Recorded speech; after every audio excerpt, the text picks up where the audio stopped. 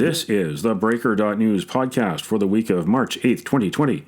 I'm Bob Mackin, publisher of theBreaker.News and host of the Breaker.News podcast. Welcome to edition number 124.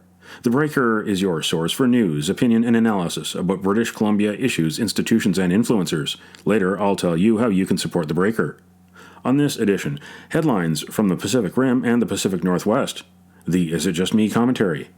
I'll award a virtual Nanaimo bar to a person who is making a difference. You'll hear from Premier John Horgan on BC's response to coronavirus.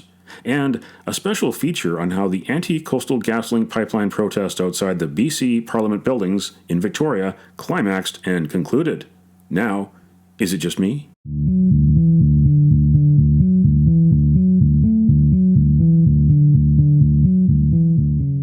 Is it just me, or did that week in the BC legislature feel like a month? It began with acting clerk Kate Ryan Lloyd being appointed clerk of the legislature.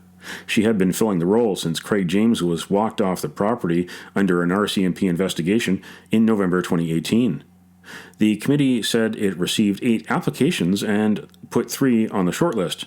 Why so few for one of the highest paid jobs of its type on the continent? The secretive process doesn't actually tell the public whether the chosen applicant was really the best for the job. Unlike the United States, there are no confirmation hearings, just a committee that meets behind closed doors, its report, and the vote of the legislature. Yes, the process is flawed, but it did beat the alternative, like the 2011 vote by the BC Liberal majority in the legislature to appoint Craig James as clerk. James resigned in disgrace last year. So what else happened? Well, protesters related to the ongoing Shutdown Canada movement occupied a meeting room at the legislature and had to be taken away by police. Finance Minister Carol James went public with her diagnosis with Parkinson's disease. You'll hear more about those 2 stories later. Meanwhile, Premier John Horgan got tough with coronavirus. His hand was forced after the previous weekend when Washington State's Governor Jay Inslee declared a state of emergency after the first death in the Evergreen State. Horgan met with reporters on March 7th in Vancouver. This is how it sounded. Our number one priority, of course, is to keep people safe, to ensure that communities understand that there is a cross-government approach. And today, I'm appointing a Deputy Ministers Committee that will be co-chaired by Deputy Minister Laurie Hall from Emergency Management, British Columbia, as well as Stephen Brown from the Ministry of Health. This Deputy Ministers Committee will guide a whole government approach to this pandemic and ensure that we are as prepared as we could possibly be. And in addition, that committee will report to a committee of cabinet that will be co-chaired by Minister Dix and I, that will include Finance Minister Carol James, Labour Minister Harry Bains, Public Safety Minister Mike Farnworth, Tourism Minister Lisa Baer, and Economic Development Minister Michelle Mungal. And I want to, at this point, thank every healthcare practitioner, every nurse, every doctor, every care aide, every health sciences professional for the extraordinary work they've been doing to ensure that British Columbians can have confidence in our public institutions when it comes to addressing this issue.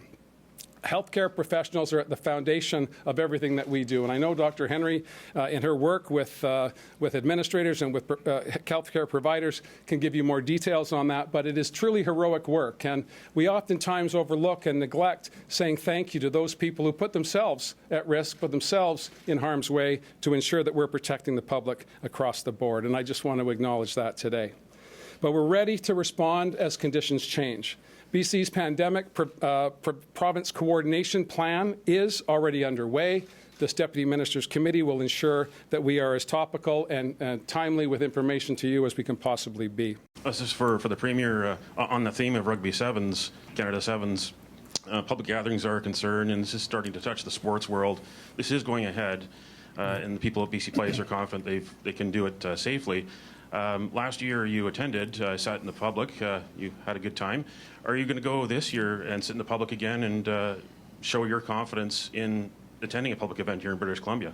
I'm not going to be attending Rugby Sevens this weekend, and I'm saddened by that from a personal perspective, but it has nothing to do with concerns about my health and well-being or those that would attend. I would take advice from Dr. Henry, those who are passionate about rugby, as you and I are, attend if you have tickets. Good for you. But if you're ill, stay home. It's not just work we're talking about. It is public gatherings. If you're not well, you should not commingle with your neighbors and with fellow citizens.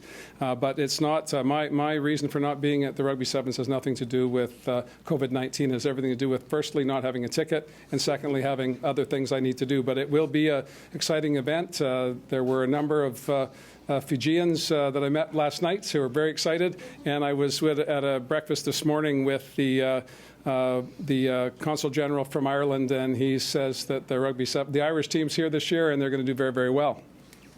And just one more question on the plan. You're talking about redeployment in a variety of areas. What about redeploying the mass communication resources? You're currently running ad campaigns for the budget, for the ICBC reform, for the child care program, all items which are important to the cabinet and your party. But at this time, are you going to redeploy resources, substitute those messages out, and put messages in that are about coronavirus? Well, I would argue those issues are not just important to me, they're important to the public, and that's why we're advertising them. But certainly public service announcements are part and parcel of the plan that going forward, and we'll be working as a cabinet with advice from the Deputy Ministers Committee on the appropriate time to make those public service announcements. I want to commend all of the media outlets here today and those that have been following this at the regular briefings that are being delivered by Minister Dix and Dr. Henry. That gives me confidence that the public, through the media outlets represented here, have a high level of understanding of the challenge here. But I don't dismiss your point, and we're certainly going to look at that in the range of options we have at our disposal. The legislature resumes March 23rd. What do you think? Email Bob at theBreaker.news. Now it's time on the Breaker.news podcast for Around the Rim. We look at news headlines around the Pacific Rim. Fiona Sun in the South China Morning Post. Hong Kongers caring for special needs individuals at breaking point as vital services are scaled back. 9 out of 10 Hong Kongers caring for family members with special needs have felt increasingly helpless amid the coronavirus epidemic, a new survey calling for government financial support shows. The city's attempts to contain the highly infectious disease has led to the closure of its kindergartens, primary and secondary schools until April 20th at the earliest, while the Social Welfare Department and some NGOs have cut back their services to reduce infection risks. The survey was initiated by Labour Party lawmaker Fernando Cheung and released at a press conference. It polled 1,400 respondents between February 27th and March 4th, with 90% of those surveyed women and 72% acting as full-time carers. Margot Roosevelt in the Los Angeles Times. Truckers, dock workers suffer as coronavirus chokes LA and Long Beach ports cargo. Many American companies had bulked up inventories last year in advance of the Trump administration's steep tariffs on Chinese imports and have plenty of goods on hand. But they could soon face serious consequences of the virus, a dearth of crucial parts for American factories, shortages of consumer products on store shelves, and less demand for U.S. exports. Trade with China normally accounts for roughly half of the containerized goods flowing through the twin ports of Los Angeles and Long Beach. Now, with Chinese factories operating at about 40% of capacity, business at the San Pedro Bay complex is dwindling. The two ports project a 15% to 17% plunge in cargo volumes in the first quarter of this year, as compared with the first 3 months of 2019, a drop of more than 500,000 container units. Imports usually slow around the Chinese New Year, but shippers have canceled 60 vessel sailings for the first quarter of this year, nearly twice the normal number. The 12 terminals across the two ports have been shutting down for days at a time. That's Around the Rim on this edition of the Breaker.news podcast.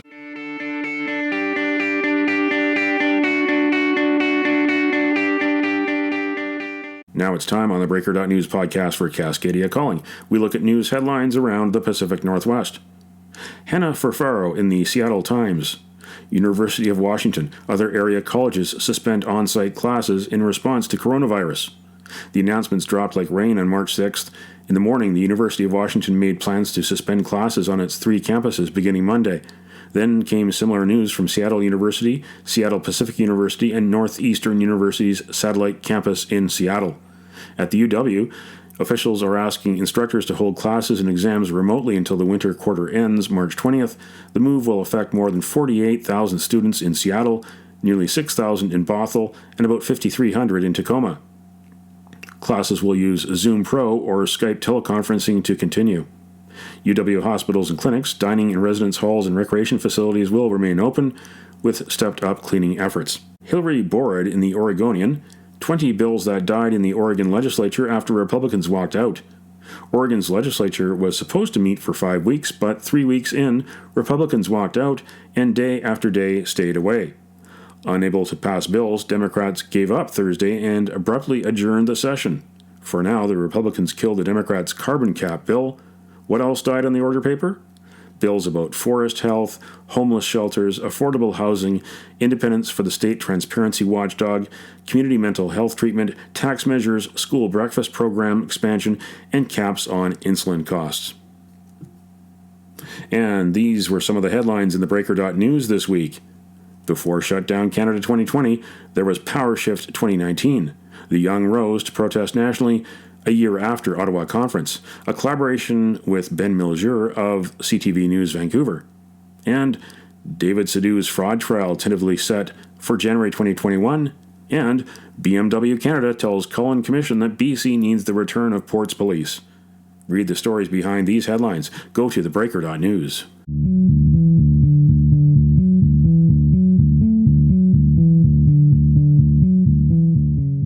This is the Big Deal feature on the Breaker.news podcast. Another chapter in the colorful history of British Columbia's 123-year-old Parliament buildings.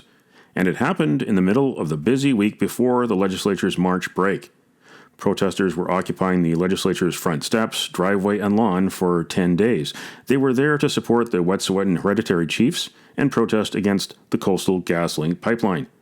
This occupation lasted longer than the one that was disbanded by a mid-February court injunction. Speaker Darryl Plecas asked a judge to ban blocking of doors after protesters tried to shut down the building on Throne Speech Day, February 11th.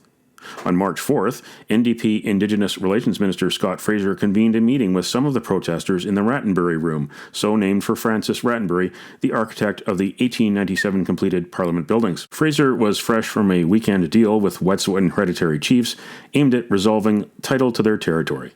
They agreed to disagree on the pipeline as Coastal GasLink resumed work the next day. Victoria Police eventually dragged 5 of the protesters out of the legislature and arrested them for mischief. The mob outside, as Premier John Horgan described them, tried to block police vehicles from leaving around 1:30 a.m. on March 5th.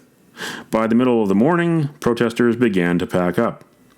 I spoke with Alan Mullen, Chief of Staff to Speaker Darryl Plecas. At approximately 6 in the evening on Wednesday evening, Minister Scott Fraser, who's the Minister of Indigenous Relations and Reconciliation, essentially invited 6 of these protesters in to, have a sit-down conversation, a respectful exchange.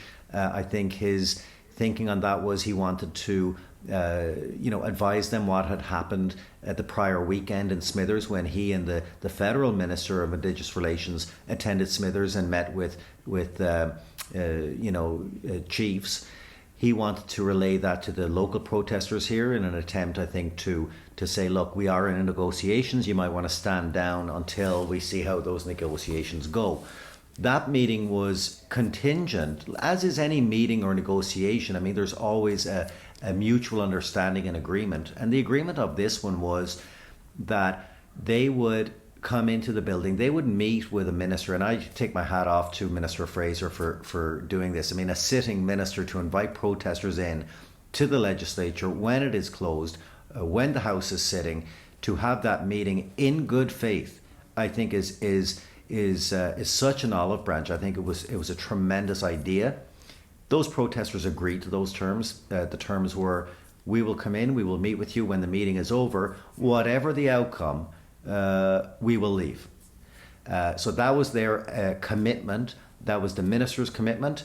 And once that meeting had concluded, they did not uphold their end of the deal. They refused to leave. They advised the Sergeant at Arms staff, the Protective Services Group, that they were not going to leave. And subsequently, we in the Speaker's office were contacted, and the decision was made that the Protective Services Group would contact Victoria Police to have these protesters who were now refusing to leave be arrested.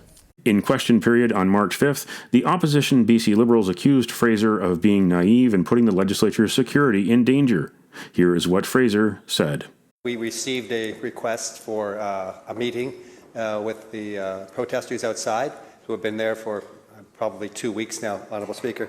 Last night I met in good faith with the delegation of the Indigenous youth who have been protesting, obviously, and I wanted to share with them the work that we're doing with the Wet'suwet'en hereditary chiefs to make the historic progress on rights and title. My hope, Honourable Speaker, was to convince them to give space to the Wet'suwet'en people as they consider the agreement and to end the protest, Honourable Speaker. We had a respectful discussion. It was witnessed by a member, the leader for the third party, the member from Saanich North and the Islands, and I want to thank him for agreeing to do that, Honourable Speaker. There was an agreement that we had a respectful discussion, but there was an agreement and a commitment that they did not honour, that they would leave following the event. But Honourable Speaker, I'm deeply disappointed, obviously, that they broke their word. Adam Olson, the interim leader of the Green Party, had joined Fraser for the meeting. Olson is a member of the Sartlip First Nation. Entirely cordial and informative and actually really positive. I mean, other than the fact that, you know, the Indigenous youth were very clear that what they were demanding was something that government was definitely not, and has been very consistent on, not willing to do, which is to have CGL leave the territory.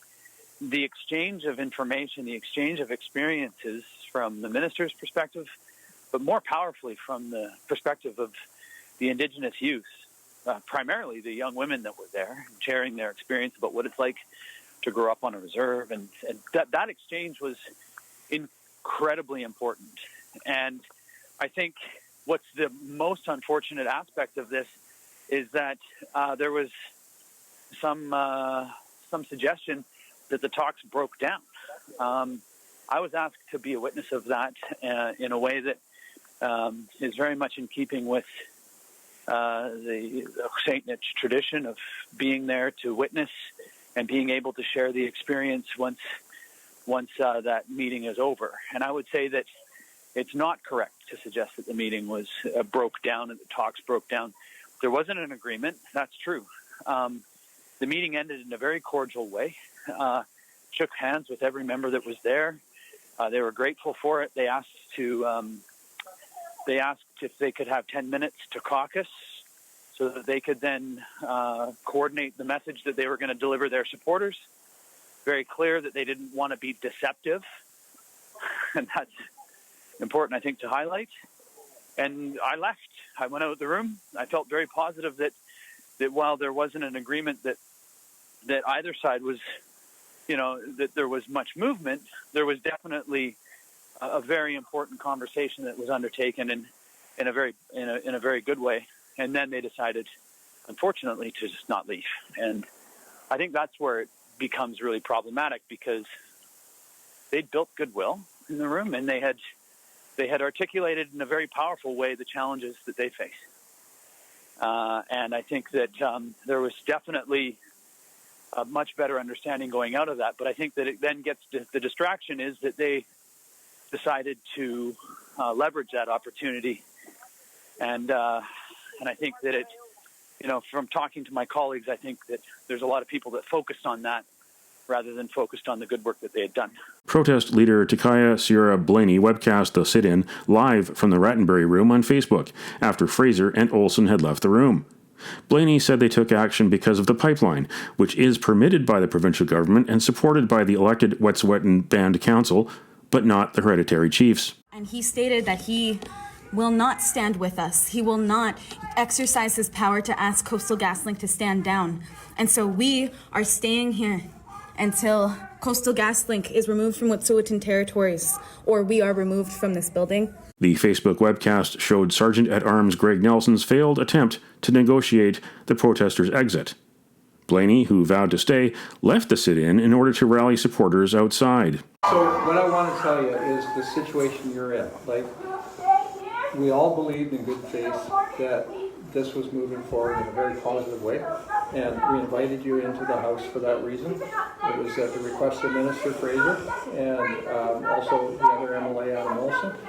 Everybody felt very good about this, that it was moving forward very positively, and that we were trying to respect what you're trying to do here and also understand what your needs were, right? Mm-hmm. By occupying the office and doing this, it takes it up a whole other level.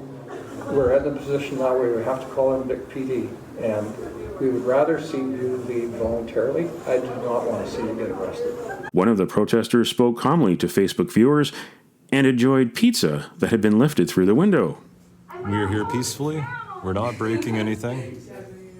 No matter what the media tells you tomorrow, we're here in a good way. We're simply sitting in an empty office with a nice window, with a nice crowd of lovely people outside. Hey, Vic PD's in the building. Oh, Vic PD's in the building. Guys, this is it. Apparently Vic PD is here. Pizza's not pipelines. Apparently Vic Oh, PD yeah. is here. Yeah. Let them know. So apparently Vic PD's here, so I should get in this slice. Let people at the fire now. This is great pizza, by the way. I highly recommend. This is from Fresh Slice. Pizza of the Resistance. Definitely shout out to Fresh Slice. Blaney addressed supporters outside the back of the legislature near a parking lot where two police vans waited. She recited the names of her comrades who remained inside. A judge, a relative of mine, was arrested in there. And I am worried about her safety. I'm worried about the safety of Ace Harry, Navidu Taylor, Saul Brown, Colin Sutherland Wilson, and Shaylin Sampson. These are all people that I love dearly, who have demonstrated what leadership looks like when Canada fails to, when John Horgan fails to, when Justin Trudeau fails to. That is what these young Indigenous leaders have demonstrated today. And it's unfortunate. It's unfortunate that they are criminalized for trying to generate accountability within this country. This is a failure on Canada. If Canada had exhausted all avenues, if John Horgan had met with Wet'suwet'en hereditary chiefs, we wouldn't be in the direct line of criminalization right now. Ellen Mullen, the Speaker's chief of staff, described the difficulty that police had in leaving the building. It took a number of hours for the police to, they arrested them, they chartered them, but it took a number of hours for them to actually be able to leave the building and remove these folks from the building. And the reason for that was there was hundreds of people outside the building, and obviously the Victoria Police is always going to operate in the safest possible manner. So it was a very fluid situation. They had to continually assess and reassess as to which exit they should go out, what was the least likely opportunity for violence or injury or harm to anybody, it being the protesters, the folks outside, as well as the safety of the Vic PD officers. So they did ultimately remove them at about 1:15 in the morning. Yes, some of the protesters refused to obviously leave of their own volition, so they had to be carried out. Obviously, protective services and the Sergeant at Arms were in attendance and assisting in that process. But a huge show of police presence and police support, which to me is so unfair on the city of Victoria, so unfair on the Capital Regional District. And we talk about the fact that these folks have the democratic right to protest and the right to be heard. Well, the people in Victoria have the right to have the access and coverage of their police force, and last night that was certainly taken away from them. I don't believe that's fair. We had a lot of officers here for quite some period of time, and obviously if they're here, they're not responding to calls in the Greater Victoria area. So to me, it's a really fine line, but like I said, we're the biggest fans of peaceful protest, but as soon as you break the law, as soon as you cross over that line of it's not respectful, it's not peaceful, or it's unlawful, then that will never be tolerated. That will never be tolerated in this place, and it should never be tolerated in any place. They were prepared. Obviously, they have officers on the ground here at the legislature when there's a protest going on or whatever the case, but they certainly weren't expecting what we saw on Wednesday night. I just think it was such a grossly unfair waste of the police time. They did have to call in reinforcements, and I know they did call in members who were not on shift in on overtime just as that support. But like I've previously stated, Bob, everybody has a right to be heard, but everybody also has a right to be protected and feel safe by their police force. And that was taken away in large extent for the people of Victoria last night. We're leaving in a place of strength. We're leaving in a place of power. That is the voice of one of the protesters, Katie George Jim, a member of the Souk First Nation, on March 5th as the protesters dwindled from hundreds to dozens and they packed up their gear under overcast skies. So today we had a closing ceremony here, and it's also to respect and honor the folks that have put so much time, energy, and power into us being here. So it's respecting people's capacity to share with the community that is gathered. And so it's also to signify that this is the beginning, and so we're going into a new part of our transformation as a community, to gather, to share and have that space together that won't be necessarily in the face of violence, in the face of white supremacists, in the face of police officers while we sleep, in the face of security officers while we're trying to share songs. So we are looking to gather and re-meet and continue those relationships from today on. Alan Mullen, Chief of Staff to Speaker Darrell Plecas. They're packing up on March 5th because they were going out on a high note. I just fail to see where the high note is in this.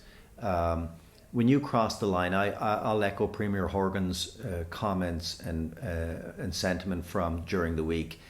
At some point, at what point you got to ask yourself, does this become counterproductive? You're trying to get your message out there. You're trying to garner support.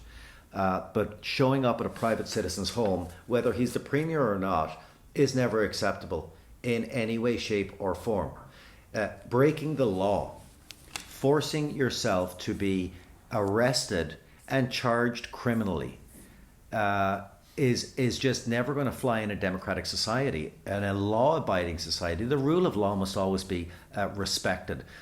When does your actions become counterproductive? You're trying to get your messaging out and it gets lost in sort of the cloud of you're crossing the line or you're not crossing the line. So I'm not sure it was a win for anybody last night.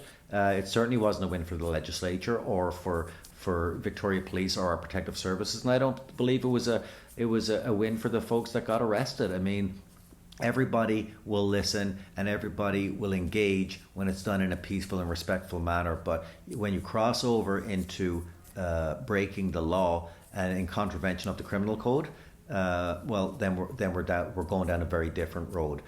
We are currently now on a 2-week break where the members are no longer in the legislature. They're back in their constituencies doing their good work there. But let me tell you, when we return to session, a lot of the things that we have let go out of that mutual respect will not be let go.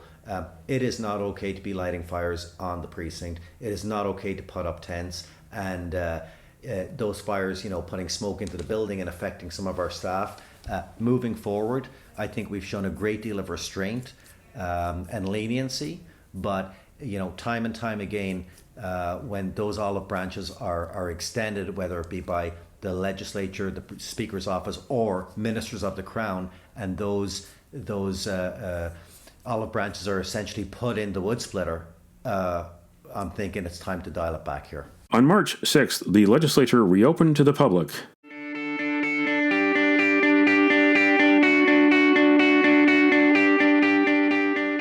The virtual Nanaimo Bar, brought to you by Spruce Hill Contracting.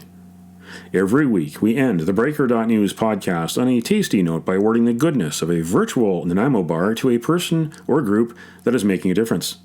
A virtual version of the province's favorite dessert bar goes this week to British Columbia Finance Minister Carol James, who went public with her diagnosis with Parkinson's disease on March 5th.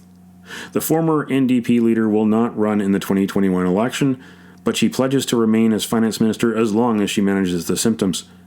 She gets the virtual Nanaimo bar this week because she wants to use her public profile to help others who are living with Parkinson's. This is what she had to say. I do think it's important for me to be open with what I'm facing. And it's also because I'm not unique. There are between 10,000 and 13,000 people in our province who are living with Parkinson's. And many of those people worry about the stigma. What will happen if they reach out for support? So speaking about my health helps one person feel comfortable to reach out, then it's worth it. You can nominate someone for a virtual Nanaimo bar. Send me an email to bob@theBreaker.news. Spruce Hill Contracting, custom homes and renovations. Find more information at sprucehill.ca.